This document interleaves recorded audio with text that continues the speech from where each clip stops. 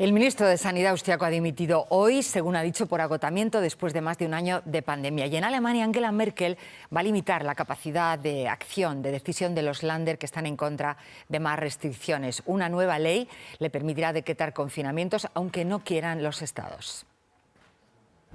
Cansada de que los Länder no apliquen las medidas acordadas, Angela Merkel ha cumplido su advertencia: no me quedaré con los brazos cruzados.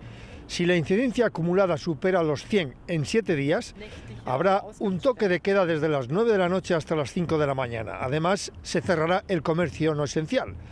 Y si la incidencia acumulada sube de 200, se cerrarán también los colegios.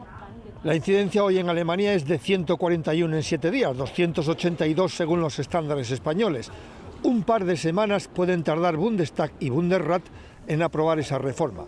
Demasiado tarde, dicen los médicos de las UCIs. Hay que actuar antes porque las UCIs pueden colapsar este mes.